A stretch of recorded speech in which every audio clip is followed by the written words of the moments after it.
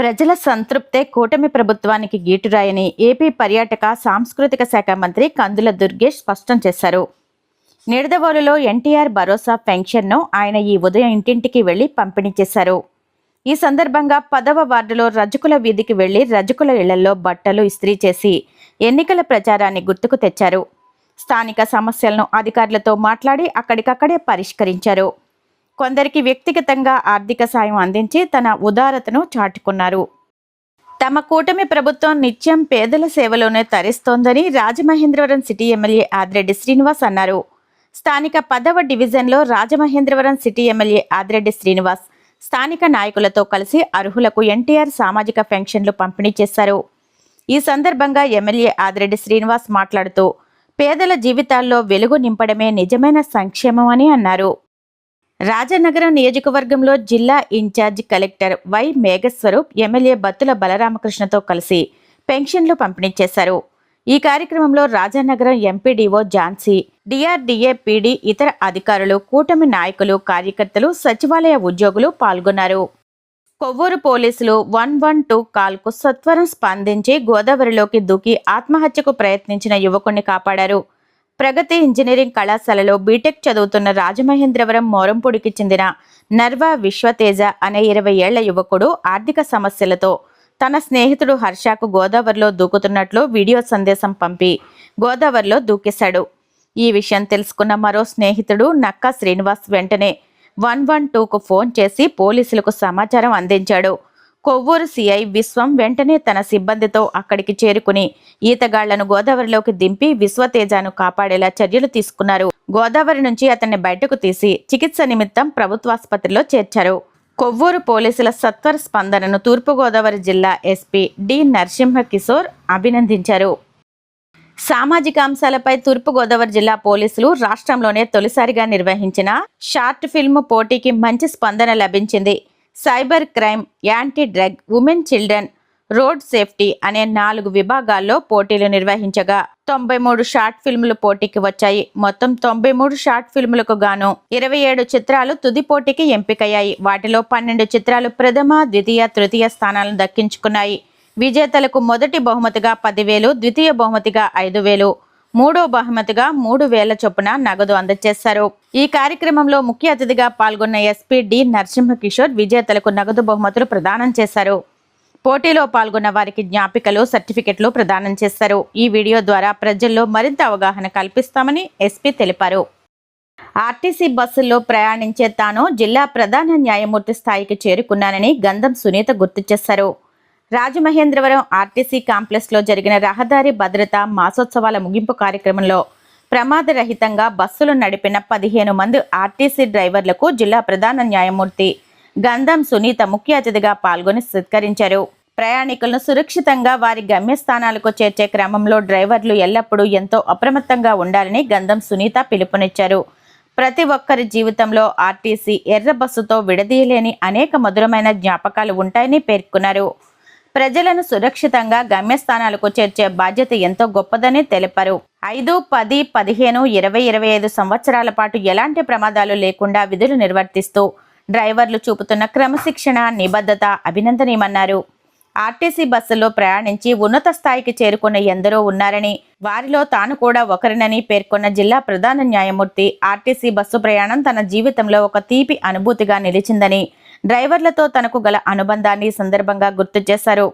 జిల్లా ప్రజా రవాణా అధికారి YV Murthy, motor vehicle inspector Ram Narayan, depot manager Madhav, డ్రైవర్లు, వారి కుటుంబ సభ్యులు, ఆర్టీసీ ఉద్యోగులు పాల్గొన్నారు.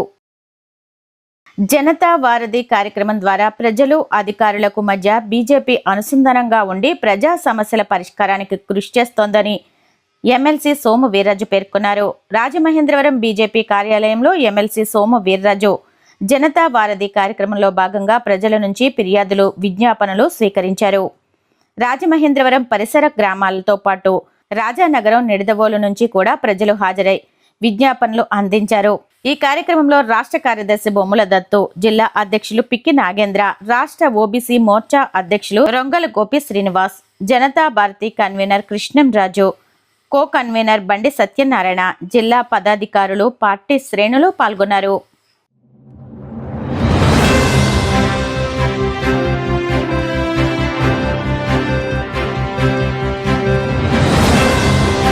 నమస్కారం. సిసిసి డిజిటల్ 230 PM న్యూస్కు స్వాగతం. ముందుగా ముఖ్యాంశాలు. గత ప్రభుత్వం రాజధానిపై 3 ముక్కలాట ఆడి కాంట్రాక్టులకు బిల్లులు కూడా చెల్లించలేదు. తీవ్ర స్థాయిలో విమర్శలు గుప్పించిన మంత్రి నారాయణ.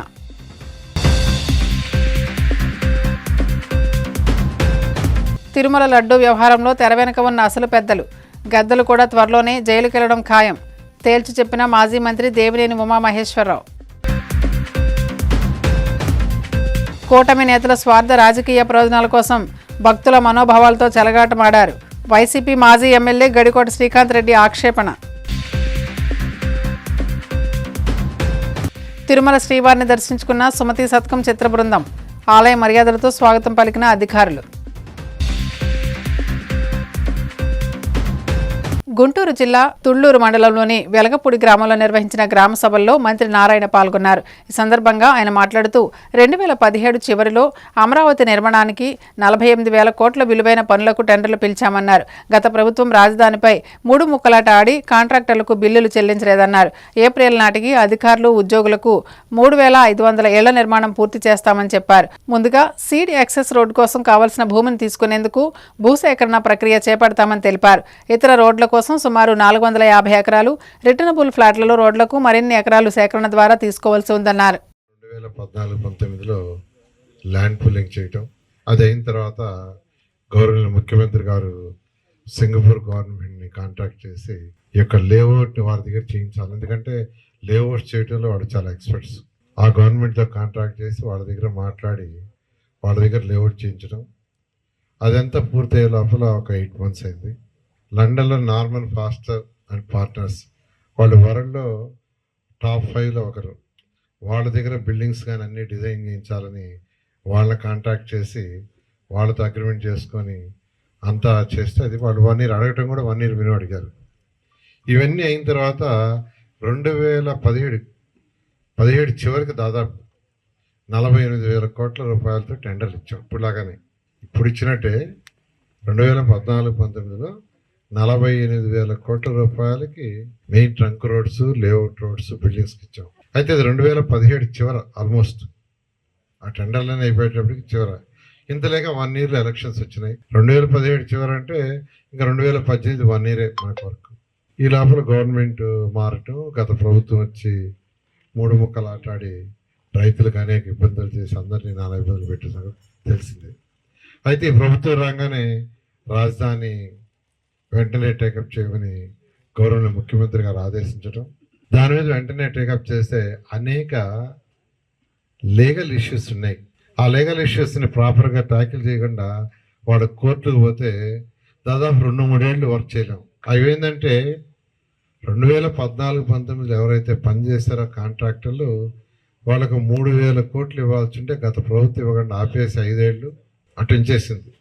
కానీ వాళ్ళు ఏం రిక్వెస్ట్ చేశారంటే, మాకు ఇచ్చిన టెండర్లు మీరు వర్క్ ఆపేస్తారు కాబట్టి వర్క్ క్యాన్సిల్ చేయండి, మేము ఇచ్చిన బ్యాంక్ గ్యారెంటీలు వెనక్కి ఇచ్చేయండి, మేము వేరే దగ్గర టెండర్లు పెట్టుకుంటామంటే వర్క్ కూడా క్యాన్సిల్ చేయాల. సో అది అట్టే ఉంచి, ఎందుకంటే వాళ్ళు వర్క్ క్యాన్సిల్ చేస్తే ఎక్కడ వాళ్ళు కోర్టుకు పోతారని. ఈ విధంగా వాళ్ళు ఈ ప్రభుత్వం రాగానే వచ్చే రిక్వెస్ట్ చేశారంటే, సార్ మా సమస్యలు ఇలా ఉన్నాయి, గత ప్రభుత్వం ఇలా చేసింది, 5 ఏళ్ళు వర్క్ లేదు కాబట్టి తీర్చుకుంటే దానికి ఒక టెక్నికల్ కమిటీ చీఫ్ ఇంజనీర్లు చేసి అనేక దఫాలు డిస్కస్ చేసి ఆ తర్వాత వచ్చిన దాన్ని అథారిటీకి పెట్టి అథారిటీలు అప్రూవ్ చేసి మళ్ళీ క్యాబినెట్కి పెట్టి అప్రూవ్ చేసాము. 8 months. సుప్రీంకోర్టు పర్యవేక్షణలో సిబిఐ, సిట్ విచారణ కొనసాగుతున్న నేపథ్యంలో వైసీపీ హయాంలో జరిగిన అక్రమాలు ఒక్కొక్కటిగా వెలుగులోకి వస్తున్నాయని టీడీపీ రాష్ట్ర ప్రధాన కార్యదర్శి, మాజీ మంత్రి దేవినేని ఉమామహేశ్వరరావు అన్నారు. గొల్లపూడిలోని తన కార్యాలయంలో నిర్వహించిన మీడియా సమావేశంలో ఆయన మాట్లాడుతూ, నెయ్యి కల్తీ చేయాలన్న ఉద్దేశంతోనే అప్పట్లో నిబంధనలు కావాలని మార్చారని ఆరోపించారు. వైసీపీ పాలనలో చిన్న పన్నును ఢిల్లీలో పెట్టి మొత్తం తతంగాన్ని నడిపించారని, చుక్క పాలు లేకుండా కేజీ నెయ్యి కూడా లేని రసాయనాల కల్తీతో కోట్లాది మంది భక్తుల మనోభావాలు దెబ్బతీశారని విమర్శించారు. ఈ వ్యవహారంలో తెర వెనుక ఉన్న అసలు పెద్దలు, గద్దలు కూడా త్వరలోనే జైలుకెళ్లడం ఖాయమని స్పష్టం చేశారు. సుప్రీంకోర్టు పర్యవేక్షణలో ఈ వాస్తవాలన్నీ బట్టబయలు చేస్తే బరితెగించి అద్దు అదుపు లేకుండా నిజాలనే తొక్కిపెట్టి అబద్ధాలు, అసత్యాలు ప్రచారం చేస్తూ రోడ్లెక్కి వైసీపీ నాయకులు చేస్తా ఉన్న వింత విన్యాసాలు అనుమానమే లేదు, అది కల్తీ నెయ్యని చాలా స్పష్టంగా ప్రధాన దినపత్రికలన్నీ కోడైపోస్తూ ఉన్నాయి. అనుమానమే లేదు. వైవే సుబ్బారెడ్డి టీటీ చైర్మన్గా ఉన్నప్పుడు చేసిన దుర్మార్గం ఇది. ఇంత దుర్మార్గం చేసి ఇవాళ బోకరిద్దామని తప్పు చేసి దబాయిస్తూ ఉన్నారు. దబాయిచ్చి రోడ్డెక్కి మాట్లాడుతూ ఉన్నారు.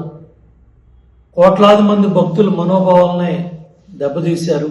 ఆ రోజుల్లో సహకార డైరీలు కూడా రానివ్వకుండా వైఎస్ సుబ్బారెడ్డి చైర్మన్గా, జగన్మోహన్ రెడ్డి ముఖ్యమంత్రిగా ఎన్నో కుట్రలు కుతంత్రాలు చేశారు.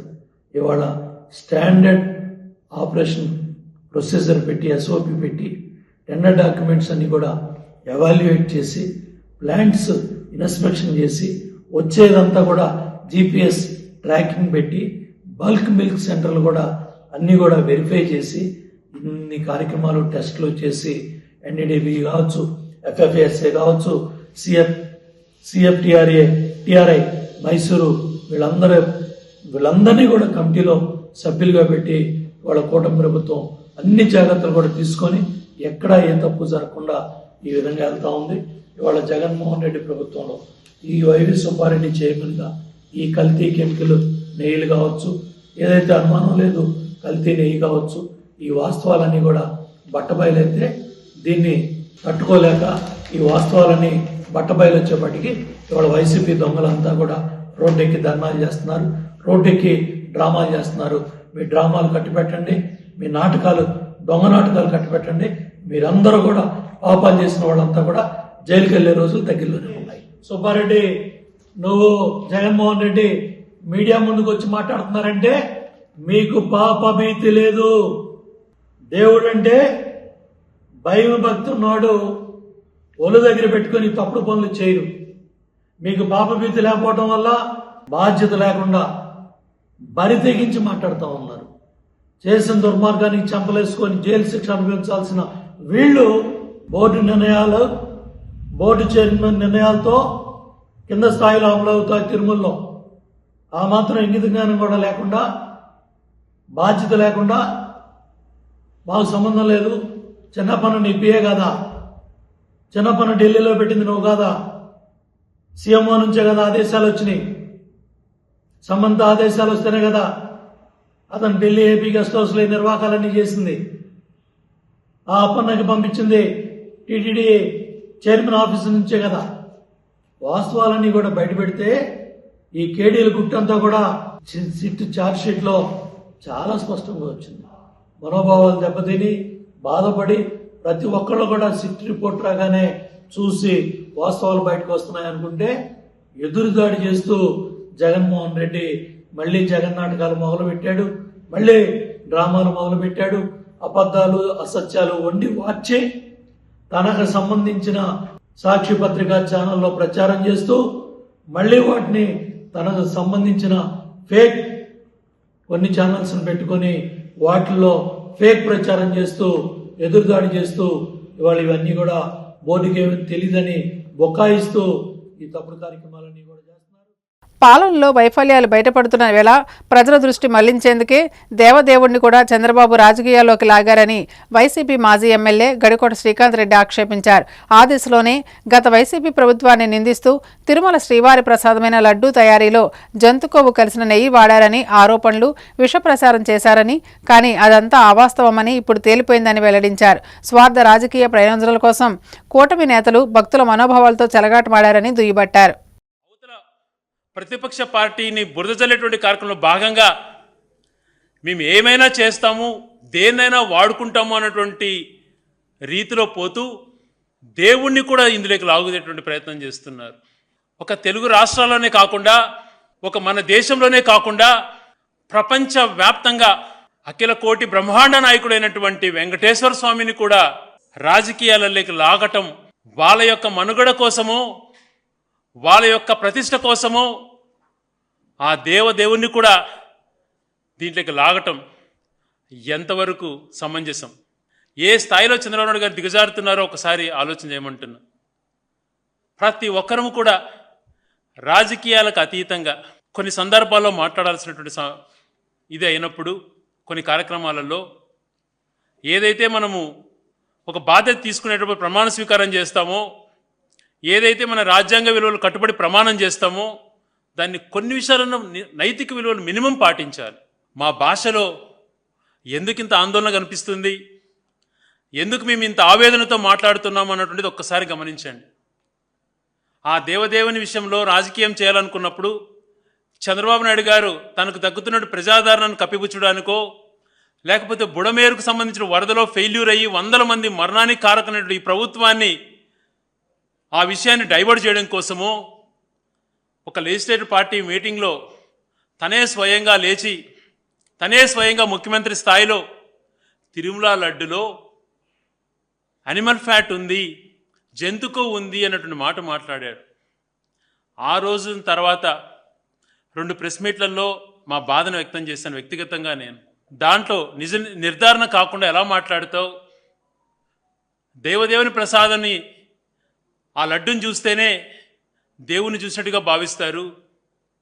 చాలా ప్రాంతాలలో లడ్డుని ఇలా పట్టుకుంటే వాళ్ళ చైర్ నుంచి లేచి షూ వేసుకున్నవాడు షూ, చెప్పులు వేసుకున్నవాడు చెప్పులు వదిలి ఆ ప్రసాదాన్ని తీసుకోవటానికి వంగి దేవుడికి నమస్కారం చేసి ఓం వెంకటేశాయ నమః అంటూ కీర్తిస్తూ ఆ ప్రసాదం తీసుకుంటారు.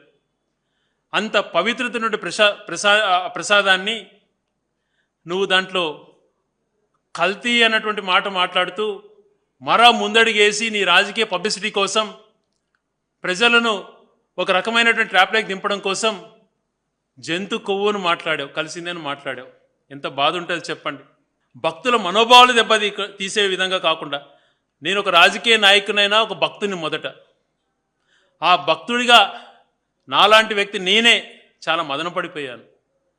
అది జరగలేదు, అది జరిగింటుందంటారా, అది జరిగింది మనం తినింటామనుకుంటారా అన్నటువంటి బాధలో రిపోర్టు, ఛార్జ్షీటు అనేకమైన ఎంక్వైరీలో భాగంగా జరిపి పూర్తిగా నిర్ధారణ చేసుకున్న తర్వాత, అన్ని ఎంక్వైరీస్ కానీ అన్ని పరిశోధన చేసిన తర్వాత దాంట్లో జంతు కొవ్వు లేదు అని చెప్పి ఛార్జ్షీటు సిబిఐ సుప్రీంకోర్టు డైరెక్షన్స్ ప్రకారం సిబిఐ ఇచ్చిన ఆ ఛార్జ్షీట్లో మెన్షన్ చేసిన తర్వాత ఊపిరి పీల్చుకున్నాను నేనే. వాళ్ళు ఆరోపణలు చేస్తున్నటువంటి పార్టీలో నేనున్నా, ఆ పార్టీకి పూర్తి స్థాయిలో నేను వక్తలా పుచ్చుకున్నా, లోపల ఏదో బాధ ఉండేది, ఏమన్నా తెలియకుండా జరిగిపోయిందేమో, ఒక ముఖ్యమంత్రి స్థాయిలో ఆయన మాట్లాడాడు అంటూ భయాందోళన నాకు కూడా కలిగింది.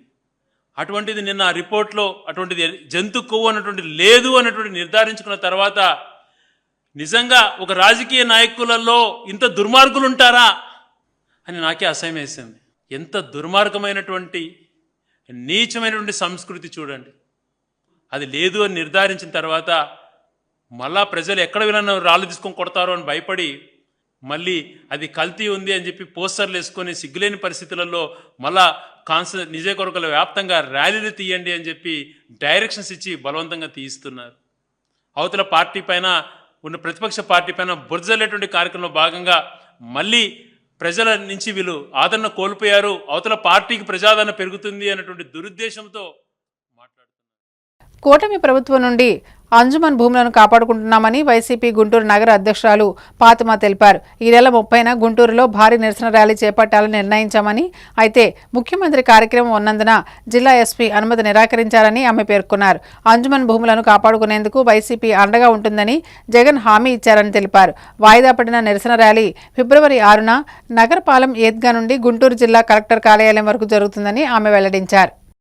ఇస్లామియా ప్రాపర్టీ గురించి 71.57 ఎకరాల గురించి ఏ విధంగా వైఎస్ఆర్సీపీ పార్టీ దాన్ని కూటమి ప్రభుత్వం లాగేసుకోవడానికి పన్నాగాలు చేస్తే దాన్ని వ్యతిరేకంగా వైఎస్ఆర్సీపీ పార్టీ ఆందోళన చేస్తుంది. సో దాంట్లో భాగంగానే 30వ తారీఖున మరి మధ్యాహ్నం 2 గంటలకి నమాజ్ తర్వాత ఒక ర్యాలీగా వెళ్ళి ఒక రిప్రజెంటేషన్ కలెక్టర్ గారికి ఇద్దామని చెప్పి మరి ఆ ప్రోగ్రాం పెట్టడం జరిగింది. అదే రోజు సీఎం గారు చంద్రబాబు నాయుడు గారు ఇక్కడికి గుంటూరు జీజీహెచ్కి వస్తున్నారని చెప్పి మరి ఒక ప్రోగ్రామ్ ఫిక్స్ అయింది. దానికోసం పోలీస్ అధికారుల దగ్గరికి వెళ్ళి దీనికోసం వెళ్తే, పర్మిషన్ కోసం వెళ్తే ఆ రోజే సీఎం ప్రోగ్రామ్ ఉంది కాబట్టి మరి రెండూ చూసుకోవటం ఇబ్బంది అంటే దానికోసం మేము దాన్ని పోస్ట్పోన్ చేసుకొని వచ్చే నెల ఫిబ్రవరి 6వ తారీఖున మరి పోస్ట్పోన్ చేసుకున్నాం. అదే జుమ్మా నమాజ్ తర్వాత ఆ రోజు నిన్న జగన్మోహన్ రెడ్డి గారిని కూడా కలవడం జరిగింది. ఈ విషయం గురించి ఆయనకి గతంలో కూడా వివరించడం జరిగింది. అయితే జగన్మోహన్ రెడ్డి గారు సానుకూలంగా స్పందించి ఖచ్చితంగా మైనారిటీలకు అండగా ఉంటామని చెప్పి తెలియజేశారు. ఖచ్చితంగా ఎంత దూరం వెళ్తారో, ఏ విధంగా మెడికల్ కాలేజీని మరి ఏ విధంగా మనం ఆపాము ప్రైవేటీకరణ జరగకుండా, అలాగే దీన్ని కూడా మనం కాపాడుకుందాం. ఎందుకంటే మరీ ముఖ్యంగా ఆ ప్రాపర్టీ మైనారిటీలకి అలాగే అంజుమన్ సంస్థకి సంబంధించింది కాబట్టి అది కాపాడుకోవాల్సిన బాధ్యత మనందరి మీద ఉందని చెప్పి జగన్మోహన్ రెడ్డి గారు చెప్పడం జరిగింది. దాదాపుగా 2 నెలలు మనకి టైం ఉంటే ఫిబ్రవరి 18 తారీఖు దాకా మనకి టైం ఉంది. కాబట్టి 6వ తారీఖున మళ్ళీ ఈ ప్రోగ్రామ్ని అదే విధంగా ఇంకా బాగా అంటే దాదాపుగా 4000 మందితో చేద్దామని చెప్పి సిద్ధమయ్యాము. ఇప్పటికైనా సిద్ధంగానే ఉన్నాం. కానీ అధికారుల్ని అలాగే పోలీస్ అధికారుల్ని ఎవరిని ఇబ్బంది పెట్టకూడదు, ఎందుకంటే వాళ్ళు ఇబ్బంది పడకూడదు అనే ఉద్దేశంతో మరి ఈ ప్రోగ్రామ్ని 6వ తారీఖున షిఫ్ట్ చేసుకున్నాం. కావున ఈ ప్రోగ్రామ్ని ఇంకా ప్రజల్లోకి తీసుకెళ్ళి ఇంకా మనకి ఇంకొక 1 వీక్ ఉంది. ఇంకా ప్రజల్లోకి కొన్ని ఏరియాస్లో ఇంకా దీని గురించి ఇంకా ప్రజల్లోకి తీసుకెళ్ళి సంతకాల సేకరణ ఇంకా ఎక్కువ చేయించి మరి ఆ ప్రోగ్రామ్ని విజయవంతం చేయడానికి ప్రతి ఒక్కళ్ళను కూడా మళ్ళీ కృషి చేస్తామని చెప్పి తెలియజేస్తాం. పశ్చిమ గోదావరి జిల్లా వీరవాసరం మండలం తోలేరు ఉత్తరపాలెం గ్రామంలో జలజీవన్ మిషన్ నిధులతో 20,000 లీటర్ల సామర్థ్యం గల ఓహెచ్ఎన్ఆర్ ట్యాంకుకు రాష్ట్ర public accounts committee chairman Bhimavaram MLA Pulavarthi Ramanjaneyulu శుక్రవారం శంకుస్థాపన చేశారు. ఈ సందర్భంగా ఆయన మాట్లాడుతూ అమరజీవి జలధార పథకంలో స్వచ్ఛ గోదావరి జలాల సరఫరాకు అన్ని గ్రామాల్లోని ఇంటింటికి మంచినీటిని అందించడమే లక్ష్యమన్నారు. త్వరలోనే పనులను పూర్తి చేసి గ్రామాలకు స్వచ్ఛమైన మంచినీటిని అందిస్తామని అన్నారు. సుమారు 1400 కోట్లతో అమరజీవి జలధార పథకాన్ని ప్రారంభించడం జరిగిందన్నారు. జలజీవన్ మిషన్ ద్వారా పనులు వేగవంతంగా జరుగుతాయని, జలజీవన్ మిషన్ ద్వారా విద్యాస్వరం నుంచి ప్రతి గ్రామానికి గోదావరి జలాలను తీసుకుని రావడం జరుగుతుందని, కలుషితమైన నీరు లేకుండా స్వచ్ఛమైన మంచినీటిని అందించడం జరుగుతుందని అన్నారు. కలుషిత నీరుతో ఎంతో మంది అనారోగ్య పరిస్థితులు ఎదుర్కొన్నారని, ఇక ఆ పరిస్థితులు లేకుండా ప్రతి గ్రామానికి స్వచ్ఛమైన నీరు అందుతుందన్నారు. ప్రజల ఆరోగ్యమే కూటమి ప్రభుత్వం లక్ష్యమని ఎమ్మెల్యే అంజుబాబు అన్నారు. ప్రతి ఇంటికి స్వచ్ఛమైన గోదావరి జలాలను అందిస్తామని అన్నారు.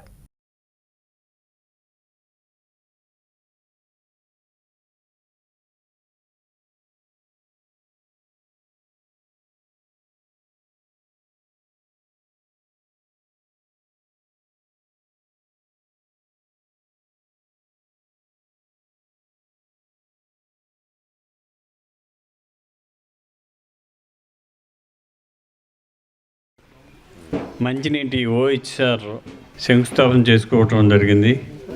ఈ కార్యక్రమానికి ఎంపీపీ గారు, జడ్పీటీసీ గారు, కూటమి నాయకులు అందరూ పాల్గొనడం జరిగింది.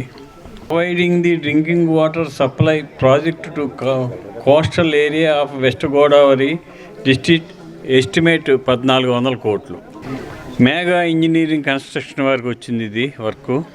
ఓహెచ్బిఆర్లు 4 కోట్ల 90 లక్షలు, సంపులు 6 1,67,20,000, పంప్ హౌస్లు 6 57,60,000, ఓహెచ్ఎస్ఆర్లు 19, దాంట్లో ఇది ఒకటి 3,83,20,000, మెయిన్ పైప్ లైను 48 కిలోమీటర్లు 18,62,07,550 రూపాయలు.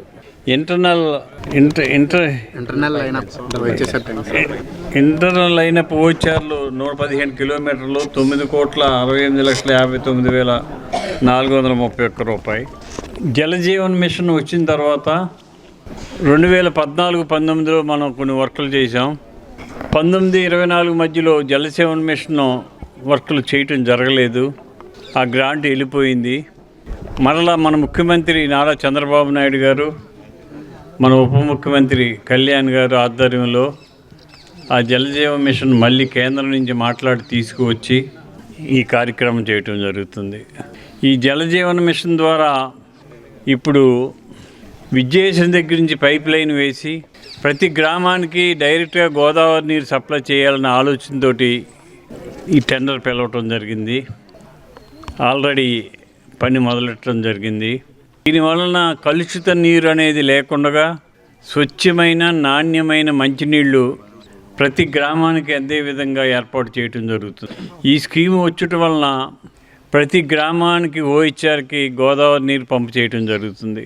దీనివలన కాలువలు కలుషితమైపోయాయి, కలుషిత నీరు తాగుతున్నామనే సమస్య పరిష్కారం అవుతుంది. ఈ కలుషిత నీరు వలన చాలామంది అనారోగ్యానికి గురి అవుతున్నారు. దీన్ని పరిష్కరించాలని కేంద్రం దృష్టికి తీసుకువెళ్తే కేంద్ర ప్రభుత్వం ఆమోదించటం, ఈ వేలాది కోట్ల రూపాయలతోటి ఈ పంపింగ్ స్కీమ్ గోదావరి అమరజీవి జలధార కింద ఈ కార్యక్రమం చేయటం జరిగింది. దీనివలన కలిగే ఉపయోగాలు ఏంటంటే, ఇక పంట నీరు కాలువలతో పని లేదు. మనకి డైరెక్ట్గా గోదావరిలోంచి విద్యేశ్వరం లాకుల్లోంచి నాణ్యమైన మంచినీరు అక్కడ ప్యూరిఫై చేసి డైరెక్ట్గా భీమవరం నియోజకవర్గంలోని అన్ని గ్రామాలకి, నరసాపురం నియోజకవర్గంలో అన్ని గ్రామాలకి ఈ నీళ్లు పంపింగ్ ఇవ్వటం జరుగుతుంది. ఇది ఇవ్వటం వలన నాణ్యమైన నీరు తాగే అవకాశం ప్రజలకు కలుగుతుంది. ఇప్పటి వరకు కూడా ఓహెచ్ఆర్ ద్వారా నీళ్లు ఇచ్చినా కూడా కలుషితం అయిపోతున్నాయి. ఆ కలుషితం అవ్వకోకుండా నాణ్యమైన మంచినీళ్ళు ఇవ్వాలని ఆలోచన చేసి విద్యేశ్వరం నుంచి డైరెక్ట్ పంపు స్కీమ్ ద్వారా పంపింగ్ ద్వారా మన ప్రాంతానికి నీళ్ళు ఇచ్చే ఏర్పాటు చేయటం జరిగింది. ఈ స్కీమ్ పూర్తయిన తర్వాత ఇక మంచినీరు కలుషితం అనే సమస్య పరిష్కారం అవుతుంది. శాశ్వతంగా పరిశుభ్రమైన, నాణ్యమైన, తాగటానికి అనుకూలమైన, ఏ బ్యాక్టీరియా లేని మంచినీరు మనకి అందించడం జరుగుతుంది. దీనివలన ప్రజలు ఆరోగ్యవంతులు అవడానికి అవకాశం కలుగుతుంది. ఈ కార్యక్రమం ఈరోజు ఇక్కడ ఒక ఓహెచ్ఆర్ నిర్మించుకుంటున్నాం 20,000 లీటర్లతోటి. ఈ ఓహెచ్ఆర్ నిర్మించిన తర్వాత ఈ గ్రామంలో ప్రతి ఇంటికి గోదావరి నీరు, స్వచ్ఛమైన గోదావరి నీరు డైరెక్ట్గా పైప్ లైన్ ద్వారా వచ్చిన నీరు ఇంటింటికి ఇచ్చే అవకాశం కలుగుతుంది. ఈ గ్రామస్తులు కోలేరు నుంచి నీళ్ళు రావాలని చాలా ఇబ్బంది పడుతున్నారు. ఆ సమస్య పరిష్కారం అవుతుందని ఈ గ్రామస్తులందరికీ కూడా ఇంటింటికి మంచినీరు ఇచ్చే ఏర్పాటు త్వరలో జరుగుతుందని చెప్పి ఆశిద్దాం.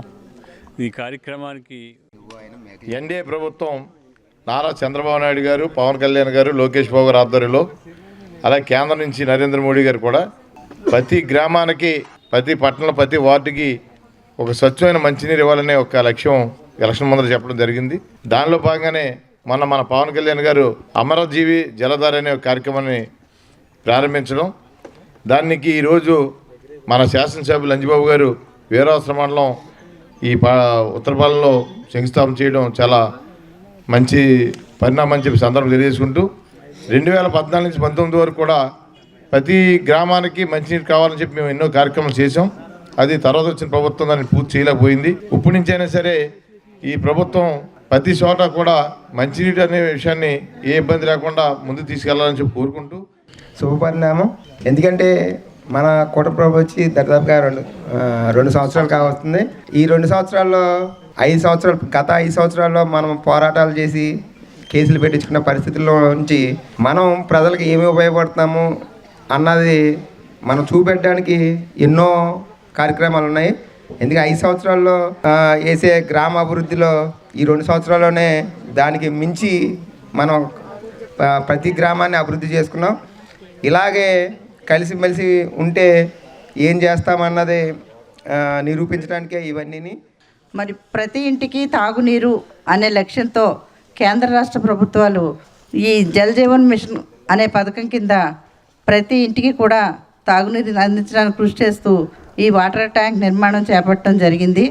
ఈ వాటర్ ట్యాంక్ నిర్మాణం పూర్తయితే ప్రతి ఇంటికి కూడా మహిళలు, పిల్లలు నీళ్ళ కోసం దూరం వెళ్లాల్సిన అవసరం లేకుండా అందరికీ తాగునీరు అందుబాటులో ఉంటుంది. సెంట్రల్ గవర్నమెంట్ నిధుల ఒక కారణంతో ఆగిపోవడం జరిగింది. అయితే మన పవన్ కళ్యాణ్ గారు, డిప్యూటీ సీఎం అయిన పవన్ కళ్యాణ్ గారు మన సెంట్రల్ గవర్నమెంట్తో ఉన్న ఏదైతే ఈ కూటమి ప్రభుత్వంలో ఏదైతే ఉందో ఆ సంబంధాల నుంచి ఈ జేజేఎం స్కీమ్ వెనక్కి వెళ్ళిపోయిన దాన్ని మళ్ళీ 4,000 కోట్లతో ఈ స్కీమ్ని తీసుకురావడం, మొన్న పెరవల్లో గ్రాండ్గా ఓపెన్ చేయడం జరిగింది. అక్కడ ఓపెన్ చేయగానే ఇక్కడ మొదటిసారి మా తోలేరు గ్రామం అయిన ఉత్తరపాలెన్న ఈ ట్యాంకు వైఎస్ఆర్ ట్యాంక్ 20,000 లీటర్ల ట్యాంకు శాంక్షన్ అయ్యి ఈరోజు మా ఎమ్మెల్యే గారి చేతుల మీదుగా ప్రారంభించడం జరిగింది. దానికి మేము అందరూ కూడా ప్రత్యేక ధన్యవాదాలు తెలియజేస్తున్నాం మా ఎమ్మెల్యే గారికి. కలియుగ ప్రత్యక్ష దైవం శ్రీ తిరుమల వెంకటేశ్వర స్వామి వారిని సుమతి శతకం చిత్రబృందం దర్శించుకుంది. వీఐపీ విరామ దర్శన సమయంలో స్వామివారి సేవలో పాల్గొని మొక్కులు చెల్లించుకున్నారు.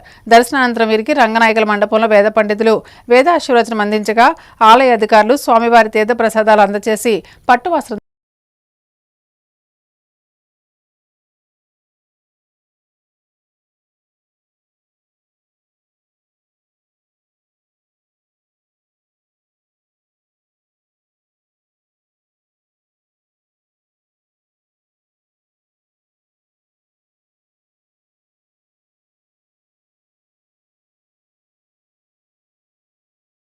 వార్తలు ముగించే ముందు ముఖ్యాంశాలు మరోసారి. గత ప్రభుత్వం రాజధానిపై 3 ముక్కలాట ఆడి కాంట్రాక్టులకు బిల్లులు కూడా చెల్లించలేదు. తీవ్ర స్థాయిలో విమర్శలు గుప్పించిన మంత్రి నారాయణ.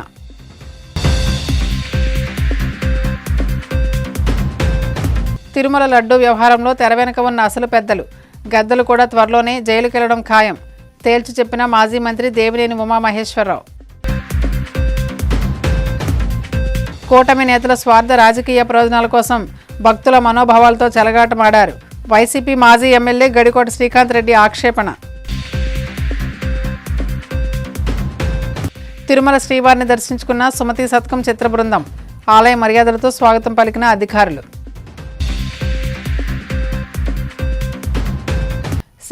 సమాప్తం. నమస్కారం.